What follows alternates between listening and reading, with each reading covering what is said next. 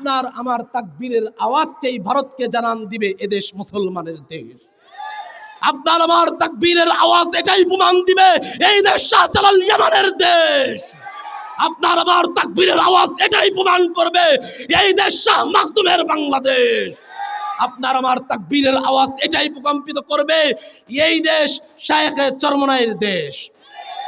আপনার আমার তাকবীরের আওয়াজ এটাই প্রমাণ করবে আমাদের দেশে হয়তোবা ইন্ডিয়ার মতন ড্রোন নাই, আমাদের মিসাইল নাই, আমাদের ওই নাই, আমাদের সেই নাই।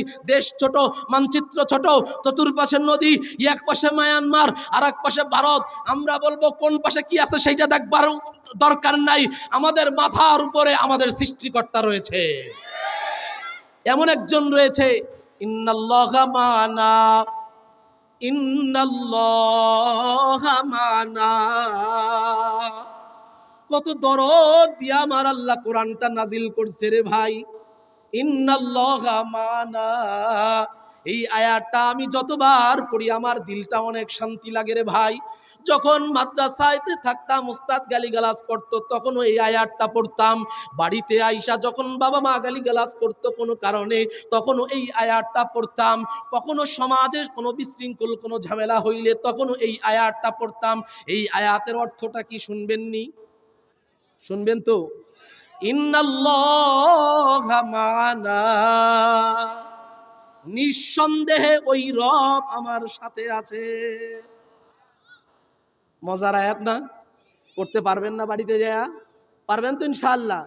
যত বড় মুসিবত আসুক উম্মতে মুহাম্মাদির, যত বড় পেরেশানি আসুক, আপনাকে স্মরণ রাখতে হবে আমার আল্লাহ আমাকে এমন একটা পাওয়ার দিয়েছে, এমন একটা অ্যান্টিবায়োটিক দিয়েছে, পেরেশানির কোনো কারণ নাই। আমরা আমাদের দেশের ক্ষমতাশীলদেরকে বলবো ভারতের কাছে আর মাথা নত কইরেন না। ভারতের কাছে আর মাথা নত করার দরকার নাই। কারণ এতদিন যেই ফেসিবাদ সরকার ছিল তার ধারণা ছিল ভারতের মোদী সরকার তার ক্ষমতা টিকাবে, কিন্তু এই উম্মতের 100% বিশ্বাস ক্ষমতার মালিক একমাত্র আমার আল্লাহ।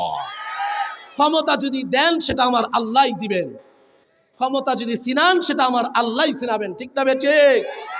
ভারতের দালালি করে এই দেশে কেউ ক্ষমতায় টিকতে পারবে না। কারণ এই দেশের 96% মুসলমানের দেশ। এই দেশে আজানের শব্দ আল্লাহু আকবার এমন কোন পাড়া নাই, এমন কোন মহল্লা নাই যেখানে আজানের শব্দ আসে না। ঠিক না ঠিক? যেই দেশের শহরকে ইতিহাসগণ, যেই দেশের শহরকে চিন্তাবিদগণ মসজিদের শহর বলেছে, আল্লাহু আকবার বলবেন না?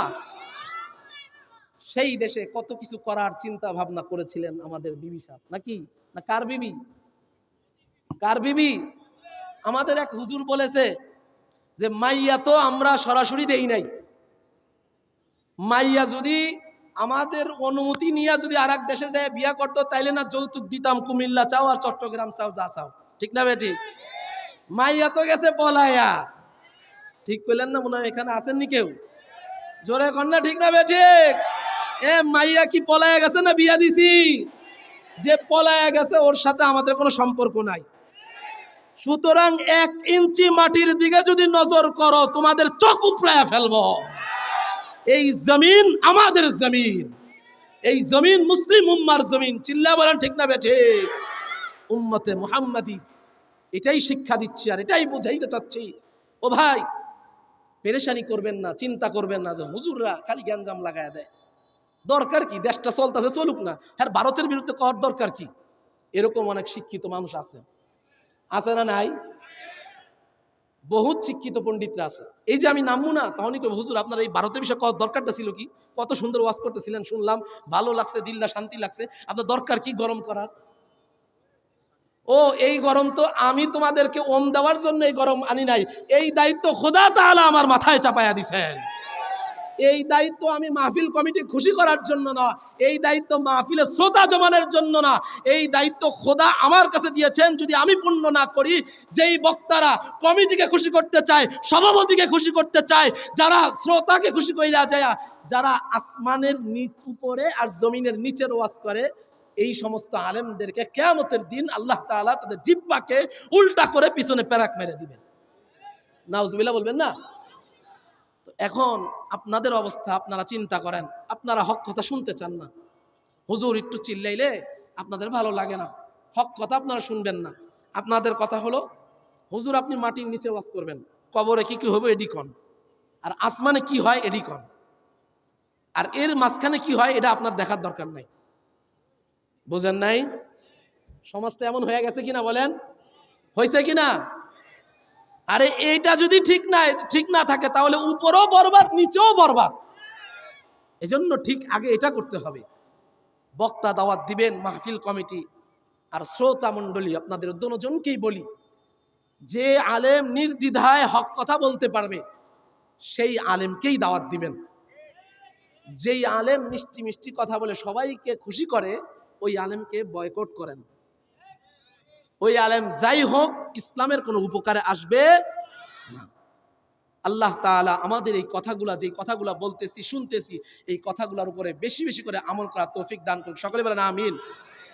মেরে মোহতারাম হাজিরিন, এখান থেকে তো যাবেন, যাওয়ার পরে বাসায় যায় বউ জিজ্ঞাসা করবে আজকে হুজুর কি আলোচনা করছে। করছে অনেক কিছু করছে, তোমার লেগে চিংড়ি মাছের বড় আনছি, পোটলাটা খুললা খায়া নাও। ঠিক না ভাই? ঠিক। আজকে হুজুর কি কইছে, এতক্ষণ বয়ান শুনলা, কি শিখলা? তো এত কিছু তোমার যাই না লাভ নাই, প্যান্টের পকেটে দেখো কাটা বাদাম আছে, খাও। কারণ ওনার বয়ান মনে নাই, কি করছে এটা ওনার মনে নাই। আল্লাহর দোহাই লাইগা দুইটা হাত জোর করে আপনাদেরকে বলতেছি, আজকে আর বললেন না পকেটে বাদাম আছে, পলিথিনে চিংড়ি মাছের মাথা আছে, এগুলা বললেন না। আজকে বলবেন এমন একটা দামি কথা শুনেছি যে দুইটা শব্দ একেবারে হালকা, তুমিও জানো, একবার কইলে মুখস্থ হয়ে যাইবো, কিন্তু হুজুর বলেছে, হাদিস দিয়া বলছে, দলিল দিয়া বলছে, একবার পড়বা দুনিয়ার সমস্ত কিছু এক পাল্লায় রাখবে আর তোমার দুইটা শব্দ আর এক পাল্লায় রাখবে, আল্লাহ রাব্বুল আলামিন ওই পাল্লাকে ভারী বানায়া দিবে। তখন বিবি সাহেব বলবে কি এমন শব্দ হুজুরে বলে পাল্লা ভারী করে দিছে। তখন হাদিস তো আর বলতে পারবেন না, তখন বলবেন মোবাইলে সার্চ দিয়া দেখো বুখারী শরীফের শেষ হাদিসটা কি। বুঝেন নাই? অনেক তো পণ্ডিত বউ আছে, হুজুররা দলিল ছাড়া কথা, পণ্ডিত বউ আছে না অনেকের, তো কইবেন মোবাইলটা দেখতে, তখন বইলা দিবেন সুবহানাল্লাহি ওয়া বিহামদিহি, সুবহানাল্লাহি ওয়া বিহামদিহি, সুবহানাল্লাহিল আযীম। পড়তে পারবেন আমার সাথে একবার? এখনকার জনগণ জীবন দিবে, জান দিবে, রক্ত দিবে, ফজরের নামাজ পড়বে না। এখন আর ঠিক কইবেন না? হুজুর জীবন দিতে বলেন জীবন দিয়ে দিব, রক্ত দিতে বলেন কয় বালতি লাগবে লাইন দিয়ে দাঁড় করান, রক্ত দিয়ে দিতেছি, মাগার ফজরের নামাজ পড়তে পারবো না। এরকম মন মানসিকতা আছে না নাই? আছে না নাই? বয়ান শুনতে হবে এই নিয়তে যে আমি আমার নিজের জীবনটাকে পরিবর্তন করাইতে চাই। বিশ্বাস করেন ভাই, আমি বয়ান করতে খুব লজ্জা পাই, কারণ এখনকার মানুষ দাম দেয় না উলামায়ে কেরামকে, দাঁড়ায়া থাকে দেখে হুজুর ঠিক আছে কিনা, টানটা কেমন দিল, 100-তে 100 আছে নাকি 100-তে 40, যদি দেখে গতিবিদ 40 কয় জায়গা বাতাস লাগে না, আর যখন দেখে 100-তে 100 তখন আস্তে করে একটু ওম দেয়। এরকম করেন না ভাই, আল্লাহ ওয়াস্তে আল্লাহ ওয়াস্তে। এই যে একটা সময় একটা জীবন আপনি পেয়েছেন, আল্লাহ রসুলের একটা ছোট্ট হাদিস বলে আমার আলোচনা আজকে শেষ করে দিব। নিয়ামাতানে মাগবুনুন ফীহিমা কাসীরুম মিনান নাস আস-সিহহাতু ওয়াল ফারাগ। আল্লাহর রাসূল বলেন দুনিয়ার মানুষ দুইটা জিনিস সম্পর্কে বেশি বেখেয়াল, দুইটা জিনিস সম্পর্কে তারা কোনো খেয়াল রাখে না, কোনো কর্ণপাত করে না। দুইটা জিনিস কি ভাই? আল্লাহর রাসূল বলেন এক নম্বরে হলো অবসরতা। এক নম্বরে কি ভাই? অবসরতা। এই যে আজকে যেমন ছুটির দিন ছিল না ভাই, এই নরসিংপুর এলাকায় শামসুল আলমের মোড়ে কি আপনারাই মানুষ আর নাই? বলেন আর নাই? আল্লাহ তাআলা তাদেরকে কবুল করে নাই। ঠিক না বেটি? ওনারা সাপের খেলা দেখবে, ওনারা বান্দরের খেলা দেখবে, ওনারা হারবলের ওষুধ দেখবে। একজনে দুইটা বিয়ে করে থাকে, তারপরও দেখে যে আরো শক্তি বাড়ানো যায় কিনা। কাম নাই, সাওয়াল মাইয়া 10টা হয়ে গেছে গা, নাতি পুতিরও বিয়া দিয়ে দিছে, এরপরও দেখে হারবলের ডাক্তার কি কয়, কিন্তু মাহফিলে বসবে না। ঠিক না ভাই? ঠিক। মাহফিলে আমি ধরেন কোনো বয়ান করতে পারলাম না, কিন্তু আয়াত তো বললাম কয়েকটা, হাদিস তো শুনলেন, আপনি হাদিসের ছাত্র হয়ে গেলেন। আরে ভাই ছাত্রর কি দাম শুনবেন না? আমার মধুপুরের পিসাব একজন একটা বয়া একটা হাদিস বলছিল, হাদিসটা খুব পরিচিত, যে তালবে এলেম যারা, মানে ছাত্র যারা, অর্থাৎ এই যে আমার থেকে কিছু শিখলেন না, এই যে একটা দোয়া বললাম সুবহানাল্লাহি ওয়া বিহামদিহি সুবহানাল্লাহিল আযীম, এটা ভাই আপনারা শিখছেন না? কে কে শিখছেন একটু হাত উঠান তো। এই যে আপনারা সবাই আমার ছাত্র হয়ে গেলেন, লিল্লাহে তাকবীর। কিয়ামতের দিন এতগুলা ছাত্র থেকে একটা ছাত্র তো আল্লাহওয়ালা হবে, ওই ছাত্রের হাত ধরে আমি জান্নাতে যাব ইনশাআল্লাহ। আল্লাহ তাআলা কবুল করুক, সকলে বলেন আমিন। এখন কি যেন বলতেছিলাম ভাই, মধুপুরে পীর সাহেব বলতেছিল যে হাদিসে আসছে, মানে ওনার বয়ান থেকে আমি শুনছি, উনি এভাবে ব্যাখ্যা করতেছিলেন যে আল্লাহর রাসূল সমুদ্রের নিচে একটা জমিন আছে না, একেবারে গহীন থেকে যত গভীর হোক জমিন তো একটা আছে নাকি, ওই জমিনের নিচেও একটা জগৎ আছে। ওই জগৎটা পোকামাকড় বিভিন্ন ধরনের পিঁপড়া বাস করে, পিপিলিকার মতন ছোট ছোট নিখুঁত প্রাণী বাস করে। তো বলতেছে সমুদ্রের নিচের নিচের গহীনে যে ছোট ছোট পিপিলিকা গুলা, ওই পিপিলিকা গুলাও দুনিয়ার সমস্ত তালবে এলেমদের জন্য মাগফিরাতের দোয়া করতে থাকে। আল্লাহর রাসূল বলেন, কোনো এক বান্দা যদি ঘর থেকে বের হয় এই নিয়তে আমি মাদ্রাসায় যাচ্ছি, আমি আলেমের মজলিসে যাচ্ছি, আমি মাহফিলে যাচ্ছি বয়ান শুনতে, কিছু শিখতে, ওই যে আপনি ঘর থেকে বের হইলেন, আপনার ঘর থেকে অবধি আজ মাহফিলের এই প্যান্ডেল পর্যন্ত আল্লাহ রাব্বুল আলামিন ফেরেশতাদেরকে হুকুম দিয়ে দিয়েছেন, ও আমার ফেরেশতারা বিশাল বড় একটা লাল গালিচা বিছায়া দাও। আবার কেউ কেউ বয়ান করতে যাইয়া ফজিলাত বর্ণনা করতে যাইয়া বলে কোনো গালিচা টালিচা না, ও ফেরেশতারা তোমাদের পাখনা গুলা বিছায়া দাও। আর এই পাখনা গুলার উপর দিয়া যারা কোরআন শুনতে যায়, যারা কোরআনের ওয়াজ শুনতে যায়, বয়ান শুনতে যায়, ওদেরকে নিরাপদে ওই পর্যন্ত পৌঁছায়া দাও। শুনে কি ভাল লাগলো কিনা? আমরা কোরআনের ছাত্র হইতে রাজি আছি তো? এই যে কোরআনের যে মাদ্রাসা, আজকের দস্তরবন্দি 9 জন ছাত্রকে পাগড়ি দেওয়া হবে, 200-300 টাকা পাগড়ি, একটা আবায়া দিবে, সর্বোচ্চ গেলে মাহফিল কমিটি হুজুর 1000 টাকা জনপ্রতি, 2000 টাকা। কিন্তু আল্লাহ রাব্বুল আলামিন কিয়ামতের দিন প্রতিটা বাবা মা যাদের সন্তান কোরআনের হাফেজ হয়েছে, এমন এক মুকুট দিবে যে পুরা কিয়ামতের ময়দানটা আলোকিত হয়ে যাবে। আর কিয়ামতের ময়দানটা আলোকিত কেমন হবে আপনাদেরকে আগে শুনাই। কিয়ামতের ময়দানটা প্রথম অবস্থায় থাকবে যে একজন ব্যক্তি তার নিজের হাতটাও দেখতে পারবে না, যে হাতটা কালা না সাদা, হাত কই সেটাই জানবে না, হাত কই এটাই জানবে না, এমন অন্ধকার থাকবে। আমার একটা অপারেশন হয়েছে, অপারেশন হওয়ার সময় আমার এই পর্যন্ত অবশ করে নিছে, এখন আমার কোনো শক্তি কাজে আসে না। আমি ডাক্তারকে কান্দা কান্দা ডাক দিয়া কই, ডাক্তার আমার কিছু করা লাগবে না, আমাকে শুধু আমার পাওটা একটু হাত দিয়ে ধরে দেখান যে তোর পাও আছে। বুঝেন নাই? নারায়ণগঞ্জ সিটি লাইফে আমার অপারেশন হয়েছে। তো ডাক্তার আইসা আমার পাওটা এমনি উঠে কয়, এই দেখ তোর পাও দেখছস? আমি কই হ্যাঁ। কয় এবার চুপ কর। বুঝেন নাই? অবশ করে ফেলছে তো তাই টের পাই নাই। নিজের পাও আছে কিনা এটাই মাথায় নাই, যে আমার পাও তো নাই। ভাই বিশ্বাস করেন এমন খারাপ লাগতেছে যে আমার মনে হয় এই পর্যন্ত পুরোটা কেটে ফেলছে, কিন্তু তাদের অবস্থা এত মারাত্মক, এত হার্টলি ছিল যে আমার মনেই হইতেছিল না যে আমার দুইটা কিছু আছে, এখানে কিচ্ছুই নাই। পরে যখন তারা আমাকে দুইটা পাও এইভাবে উঠে কয়, দেখ তোর পাও দেখছস? আমি কই হ্যাঁ। এবার শান্ত, এবার চুপ কর।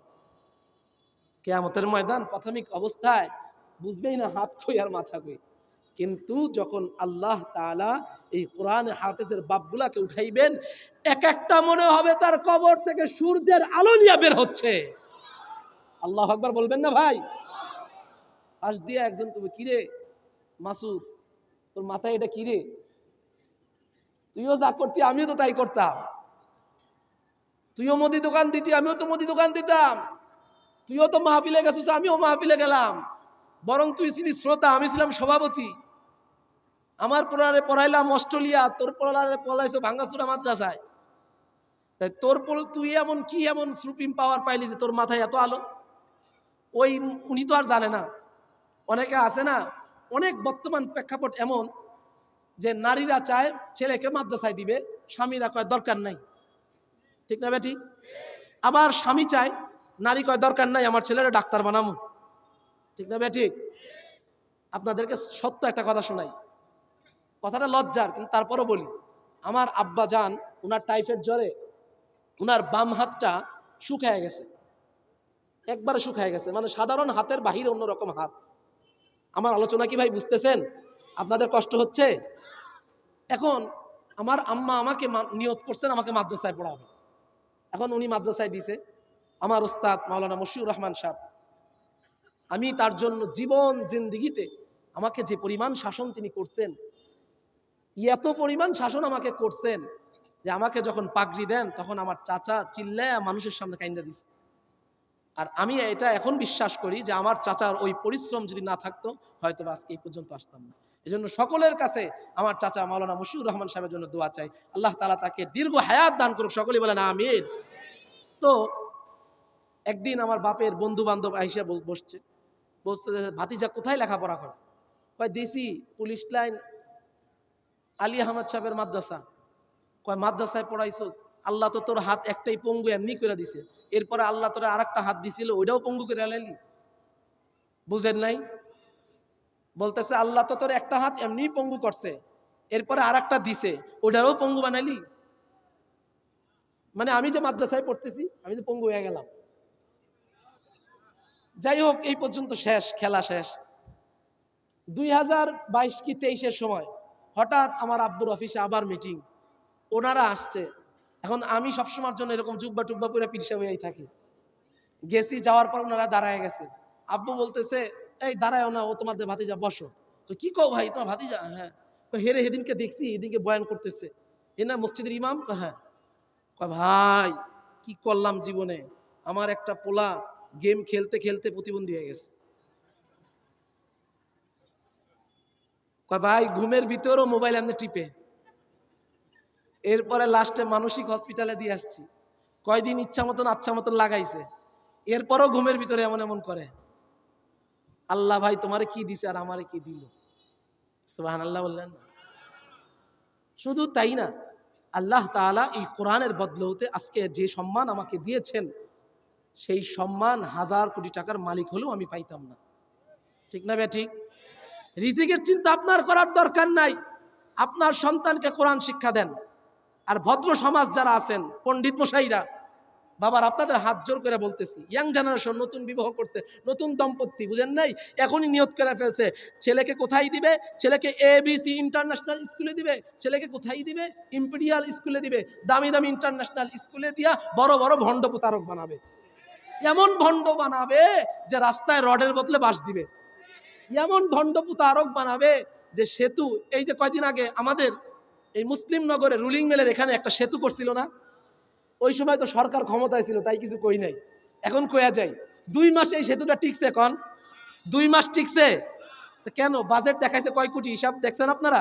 ওখানে একটা লেখা আছে, দেখেন কয় কোটি, 14 কোটি টাকা বাজেট দেখাইয়া 2 মাস সেতু টিকে নাই। কেমন ইঞ্জিনিয়ার বানাইছে দেখেন নাই? পরিষ্কার কথা আমার আজকের এই মাহফিল থেকে পরিষ্কার কথা, ছেলেকে ডাক্তার বানান, কোনো আপত্তি নাই, এর আগে হাফেজ বানায়া দেন। আর যাই হোক, আপনার ছেলে ডাক্তার নামক কসাই আর হবে না। ডাক্তার করতে গেছে মুসলমানই, ছেলেকে মেরে হালাইছে।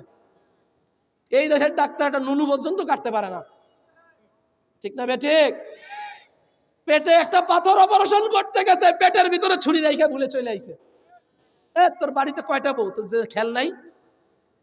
তুই এই চিকিৎসার লেগে 50,000 টাকা তুই আগে ক্যাশে জমা নিছিস, তোর মাথায় নাই? ফাজিলের বাচ্চা, তুই পেটের ভিতরে অস্ত্র ঢুকায় চলে আইছস।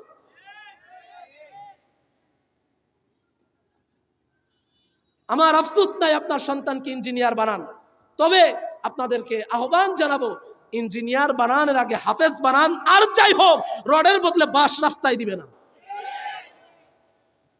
মনে আছে 2000 কত সালে জানি একটা টাওয়ার, কি জানি একটা প্লাজা ভাঙা পড়লো, রানা প্লাজা। ভাঙার পরে আমাদের মাননীয় প্রধানমন্ত্রী দেশরত্ন শেখ হাসিনা বলতেছে হেফাজতের হুজুররা ধাক্কা মেরে হালাই দিছে।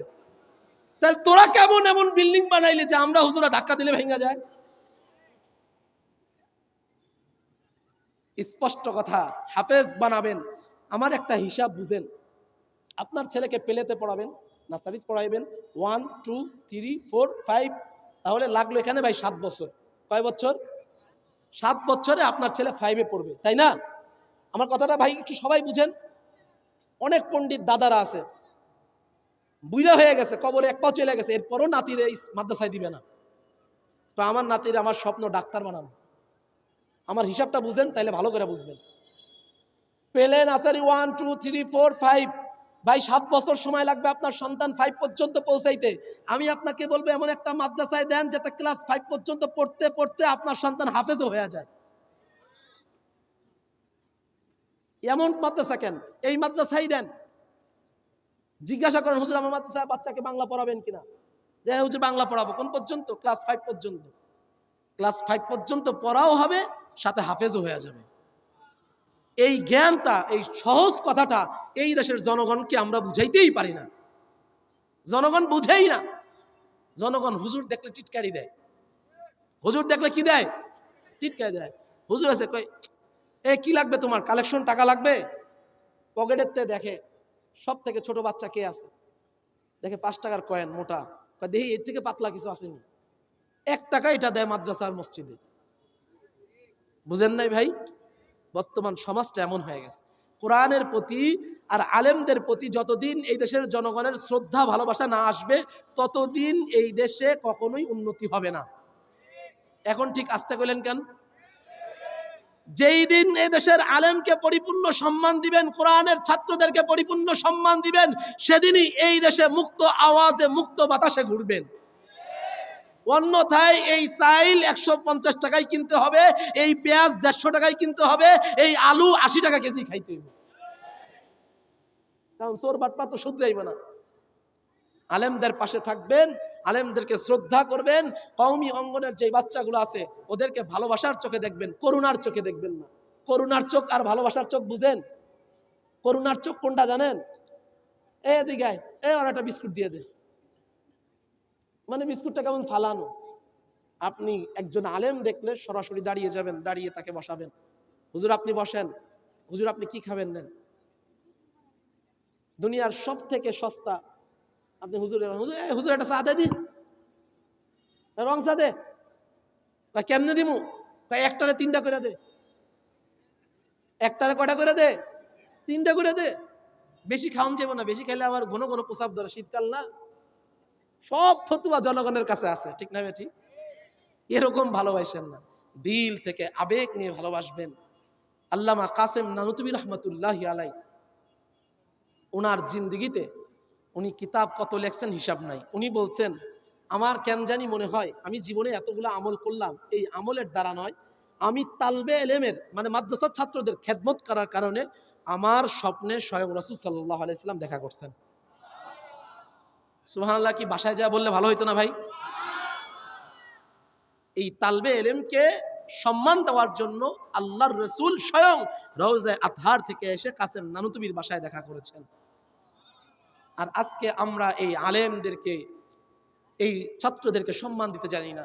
ইন্নামাল উলামা ওয়ারাসাতুল আম্বিয়া ইন্নামা ইয়াখশাল্লাহা মিন ইবাদিহিল উলামা। আল্লাহ কোরআনে বলেন, দুনিয়ার মধ্যে যদি আল্লাহকে বেশি ভয় পায়া থাকে সেটা আলেম উলামারা, ঠিক না বেঠি? এই আলেম উলামাদেরকে যদি আপনি ভালোবাসেন, এই আলেম উলামাদের যদি মাথা হাতে যদি থাকার চেষ্টা করেন, যদি ছায়াও লেগে যায়, আল্লাহ রাব্বুল আলামিন এই সামান্য থেকে সামান্য কারণ খুঁজবে বান্দাকে জান্নাতে দেওয়ার জন্য। গত সপ্তাহে এক তাফসীর করতেছিলাম, আল্লাহর রাসূল সিজদার মধ্যে যাইয়া নামাজে দাঁড়ায়া বারবার একটা আয়াত তেলাওয়াত করতেছেন, ইন তুআযিবুহুম ফাইন্নাহুম ইবাদু, ইন তুআযিবুহুম ফাইন্নাহুম ইবাদু ওয়া ইন তাগফির লাহুম ফাইন্নাকা আনতাল আজিজুল হাকীম। এমন করে করে কাঁদতেছে আর কাঁদতেছে, তাহাজ্জুদের নামাজ শেষ করতেছে না। ইন তুআযিবহুম ফাইন্নাহুম ইবাদুক ওয়া ইন তাগফির লাহুম ফাইন্নাকা আনতাল আজিজুল হাকীম। এমন করে রুকুতে যাইয়াও এই আয়াতটা পড়তেছে, সিজদায় যাইয়াও এই আয়াতটা পড়তেছে আর আল্লাহর কাছে কাঁদতেছে, ইন তুআযিবহুম ফাইন্নাহুম ইবাদুক। এমন করতে করতে হঠাৎ করে বিলালের আযান আমার রাসূলের কানে যখন পৌঁছলো, আমার রাসূল সিজদা থেকে মাথাটা উঠাইলেন। আবু যর জিজ্ঞাসা করলেন, ইয়া রাসূলুল্লাহ ইয়া হাবিবাল্লাহ, এমন একটা আয়াত আপনি বারবার কেন এই আয়াতটা পড়তেছিলেন? আপনি এমন একজন নবী, আপনার শুরু থেকে নিয়ে শেষ পর্যন্ত কোনো গুনাহ নাই। আপনি এমন একজন নবী, আপনার শৈশবে খেলার কোনো বন্ধু ছিল না। আল্লাহ রাব্বুল আলামিন চাঁদকে আপনার খেলার সাথী বানায়া দিছিল। সুবহানাল্লাহ, কি জোরে বলা যায় না ভাই? চাঁদের দিকে আমার রাসূল তাকাইছে, দুধমা হালিমা নবীকে নিয়া কোলে নিয়া ঘরের দরজায় আসছে। দেখে কেমন জানি আকাশের মেঘগুলা আর চাঁদগুলা মা হালিমার ঘরের উপরে পড়ে যাচ্ছে। হালিমা ভয় পেয়ে গেছে, না জানি আমার ঘরের উপরে ছাদে চাঁদ পড়ে যায় নাকি মেঘগুলা পইরা যায়। আল্লাহর রাসূলের চেহারা মুবারক দেখার জন্য আকাশের চাঁদটাও নেমে আসে। মা আমেনা পেরেশান, সন্তান বড় হচ্ছে, বাজারে যাইতে চাইবে, বিভিন্ন জায়গায় যাইতে চাইবে। অনেক বাপ তার সন্তানকে নিয়ে জুমার দিন মসজিদে যায়, বিভিন্ন জায়গায় যায়, ঈদের দিন নামাজে নিয়ে যায়। কিন্তু আমার মুহাম্মদ বড় হচ্ছে, যদি বলে আমি বাইরে যাব, কার সাথে পাঠাবো চিন্তা। আল্লাহ ডাক দিয়া কয়, আমেনা তুমি জানো না তোমার ঘরে কাকে পাঠাইছি? খালি ঘোরার একটু সময় হইতে দাও, আমি আল্লাহ, দুনিয়ার কোন মানুষ না। জিবরিল আমিনকে পাঠাইলাম। জিবরিল আমিনকে শুধু না, বুরাককে দিয়েছে। বলে এমন একটা পাওয়ার, এমন একটা শক্তিশালী বাহন দিয়েছি। সুবহানাল্লাযী আসরা বিআবদিহি লাইলাম মিনাল মাসজিদিল হারাম ইলাল মাসজিদিল আকসা আল্লাযী বারাকনা হাওলাহু লিনুরিয়াহু মিন আয়াতিনা। আল্লাহর রাসূলকে তাহাজ্জুদের সময় আইসা জিবরিল আমিন মালাকুল মা জিবরিল আমিন আইসা বুরাকে উঠাইছে। বুরাক থেকে বুরাকে কইরা আল্লাহর রাসূলকে বাইতুল মুকাদ্দাসে নিয়ে গেছেন। সুবহানাল্লাহ বললেন। এই ঘটনার দ্বারা এটাই প্রমাণ করে এই বাইতুল মুকাদ্দাসের ইমামও ছিলেন আমার নবী। যেই মসজিদের ইমাম আমার নবী, ওই মসজিদও এই উম্মতের, ঠিক না বেঠে? দিন যতই যাক, কাফের যতই নাচ গান করুক আর যতই মাস্তি করুক, খোদার কসম যেখানে একবার সেজদা পড়েছে ওটা আল্লাহর কাছে কবুল হয়েছে বিদায় সেজদা পড়েছে। আল আকসা, আমাদের ভারতের নরেন্দ্র মোদী, কসাই মোদী যেই বাবরি মসজিদকে ধ্বংস করে হিন্দু মন্দির করেছে, একদিন না একদিন সেখানে আবার মসজিদ তৈরি হবে। যেখানে একবার সেজদা পড়ে যায়, দুনিয়ার কোন শক্তি সেখান থেকে সেজদা ফিরাইতে পারে না। এজন্য মেরে উম্মতে মুহাম্মাদি, মেরে দোস্ত বুজুর্গ, আজকে বলে গেলাম, আপনার আমার কপালে যদি দেখার সৌভাগ্য না হয়, নাতিদেরকে বইলা যায়েন, হুজুর ওয়াজ করে গেছে, এই রাম মন্দিরে নাকি একদিন আবার নামাজ হবে, এই রাম মন্দিরে নাকি আবার একদিন আযান হবে। খোদার কসম কিয়ামত হবে না যতক্ষণ না পর্যন্ত এই রাম মন্দিরে আল্লাহু আকবারের আওয়াজ আসে। অবশ্যই এই কিয়ামতের আগ হলেও আমি আপনাদেরকে বলে গেলাম, ইমাম মাহদী আসার আগেই দেখবেন এই রাম মন্দিরে বাবরি মসজিদের আজানের শব্দ শুনতে পারবেন। ইনশাআল্লাহ বললেন না? কে কে দেখতে চান?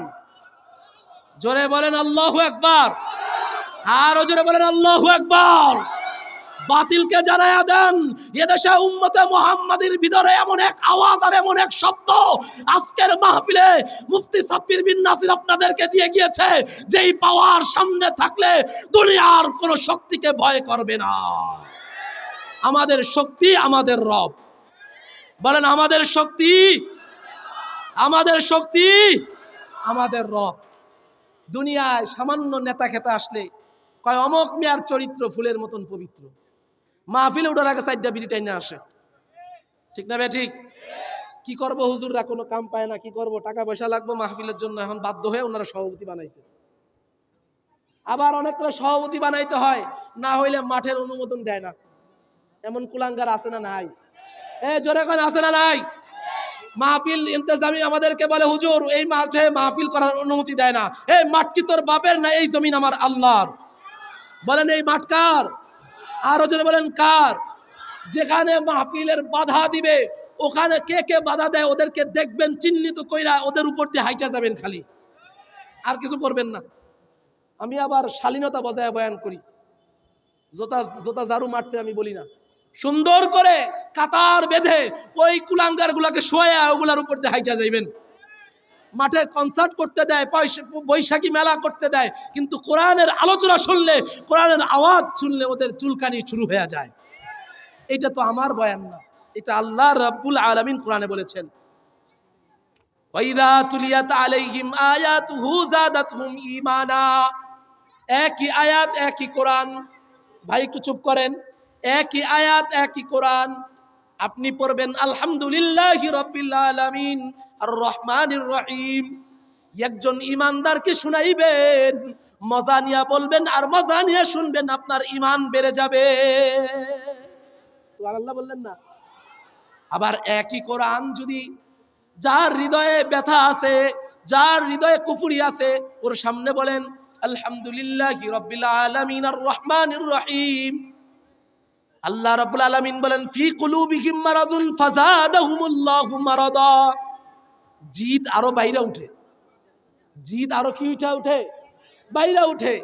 আমাদের দেশে দেখেন নাই বিগত দিনগুলাতে আল্লাহু আকবারের ধ্বনি দিলে নাকি ওনাদের ভয় লাগে, ঠিক না ঠিক? আপনারা কোন দিকে তাকাচ্ছেন? কোরআনের আলোচনা এখানে হচ্ছে, এখানে যদি আপনাদের নেত্রী শেখ হাসিনাও চলে আসে তাকানোর অধিকার নাই। ওয়াইদা কুরিয়াল কোরআন ফাসতামিউ লা, যখন কোরআন আলোচনা হয়, তেলাওয়াত হয়, তখন একেবারে পরিপূর্ণ মনোযোগ সহকারে শুনবেন। আজকে আমরা জনগণরা বেশি আবেগের কারণে আলেমদেরকে অসন্তুষ্ট করি। ধরেন একজন এখানে বয়ান করতেছে, প্রধান বক্তা আসবে, দেখবেন এই জনগণগুলাই যেগুলা আমার বয়ান এতক্ষণ শুনতেছিল, এইগুলা আমার দিকে ক্যাবলা করে ওই বক্তার দিকে ফিরা দেখবেন স্লোগান দেওয়া শুরু করে দিব। আচ্ছা বলেন, ওই বক্তা বেশি দামি না কোরআন বেশি দামি? এখানে আলোচনা কি আমার ব্যক্তি আলোচনা হচ্ছে না কোরআনের আলোচনা হচ্ছে? জোরে বলেন কার আলোচনা হচ্ছে? কে আসবে আর কে যাবে সেটা আমাদের দেখার দরকার নাই, এখানে আসবে, বসবে, কোরআনের কথা বলবে, আমরা শুনবো। আর কোরআনের কথা বলবে না, ওয়াহিতুক কথা বলতে আসবে, রাতের বেলা 14 রাকাত 40 রাকাত 70 রাকাত তাহাজ্জুদ পড়ছে, এই নাটক টাটক আমরা আর শুনবো না। এই নাটক আর আমরা শুনবেন? এই নাটক শুনে কেন জানেন? কারণ মাহফিল দিতে হলে বিশাল একটা দরকার হয় টাকা অ্যামাউন্টের। তখন দেখা গেছে জনগণ সবাই মনে করে যে এটা আল্লাহ মনে হয় আসমান থেকে বস্তা হালাইব। বস্তাটা কি আল্লাহ এমনি এমনি ফালাবে? বলেন বস্তাটা কিভাবে দিবে? আমার এক উস্তাদ বলতেন যে তোমার কাছে যে এই জিনিসটা, যেমন আমরা মাদ্রাসায় একটা খতম পড়তাম, খতমে খাজেনা, খতমে, ভাই একটু মনোযোগ সহকারে শুনেন, এই তোমরা আওয়াজ করো। খেজুর, রমজান মাসে খেজুর খাই না? এই খেজুরের বিচি দিয়া আমরা 10টা করে 10 বার লা ইলাহা ইল্লা আনতা সুবহানাকা ইন্নী কুনতু মিনাজ জালিমিন এটা পড়া পড়া বিচিগুলো ছড়াইতাম। তখন হুজুর আমাদেরকে উদাহরণ দিত, দেখো তোমার কাছে এই 10টা বিচি আছে, তুমি যখন 10টা দিচ্ছ তখনই কিন্তু আবার পিছন থেকে 10টা তোমার কাছে চলে আসতেছে না? ঠিক তদ্রুপ আল্লাযীনা ইউকিমুনাস সালাতা ওয়া মিম্মা রাযাকনাহুম ইউনফিকুন। আল্লাহ রাব্বুল আলামিন বলেন, বান্দা আমি তোমাকে যেই দানাগুলা দিলাম, আমি আল্লাহ তোমাকে যেই মালগুলা দিলাম, আমি আল্লাহ তোমাকে যেই সম্পদ দিলাম, এইগুলা যখন তুমি তোমার থেকে সরায়া আমার রাস্তায় ব্যয় করবা, আমি আল্লাহ তোমার কোলকে আবার পরিপূর্ণ করে দিব। আমার উস্তাদ বলতেন 10টা বিচি গেলে 10টা বিচি দেয়, 10টা দানা দেয়, কিন্তু আল্লাহ 10টার বিনিময়ে 10টা দেয় না। মাসালুল লাযীনা ইউনফিকুনা আমওয়ালাহুম ফি সাবিলিল্লাহ কামাসালি হাববাতিন আনবাতাত সাবআ সানাবিলা ফি কুল্লি সুনবুলাতিন মিআতু হাব্বা ওয়াল্লাহু ইউদাইফু লিমান ইয়াশা ওয়াল্লাহু ওয়াসিউন আলীম। আমার উস্তাদ এই আয়াতে তাফসীর করে বুঝাইছেন যে একটা ধান আমরা গাছ লাগাই না, একটা ধান জমিনে রোপণ করি না ভাই, জমিনে রোপণ করি না, তো এইটা থেকে পোশাখা বের হয় 60টা। কয়টা? 60টা। কম হলেও 60টা বাইরে, কম হলে কয়টা বাড়ায়? এই 60টার প্রতিটা পোশাকায় আল্লাহ তাআলা 10টার উপরে ধানের বীজ দেয়। কয়টা? তাহলে একটা ধান থেকে 70টা ধান হয়। কয়টা ধান? কয়টা ধান হয় ভাই? এটা আমার বানানো কথা না। আজকে যে কোরআনটা খুলবেন 3 নাম্বার পারা, আল্লাহ বলতেছে মাসালুল লাযিনা ইউনফিকুনা আমওয়ালাহুম ফি সাবিলিল্লাহ কামাসালি হাববাতিন আনবাতাত সরিষা, যেমন তোমরা ধানের একটা দানা যেমন লাগাও, একটা দানা থেকে 70টা দানা হয়। আমি খোদা তোমাদের কাছে ওয়াদা করলাম, তোমরা আমার রাস্তায় এক দিবা, আমি আল্লাহ 70 তোমাদেরকে দিয়ে দিব। কয় হুজুর আপনার মোট তো বয়ানের মোড় ঘুরে গেছে, এজন্য সুবহানাল্লাহ একটু আস্তে কইলাম। সুবহানাল্লাহ একটু জোরে কওয়া যাবে না? এই আয়াতটা শেষ করে আবার কি বলতেছে? ওয়াল্লাহু ইউদাইফু লিমান ইয়াশা। আমি আল্লাহ 70 দিব না, আমি আল্লাহ চাইলে এই 70 কেও আরো শতগুণ করে দিতে পারি। আল্লাহ তাআলা আজকে যে আলোচনাগুলো শুনলাম এগুলোর উপরে আমাদের সকলকে আমল করার তৌফিক দান করুক। সকলে বলেন আমিন। যেই ভুল কথাগুলো, যদি কোনো ভুল কথা বের হয়ে থাকে আল্লাহ তাআলা যেন আমাদের জেহন থেকে বের করে দেয়। সকলেই বলেন আমিন। আর যেই হক কথাগুলো বললাম এই কথাগুলোর উপর আমাদের সকলকে আমল করার তৌফিক দান করুক। সকলেই বলেন আমিন। ওয়া আখির দাওয়ানা আলহামদুলিল্লাহি রাব্বিল আলামিন।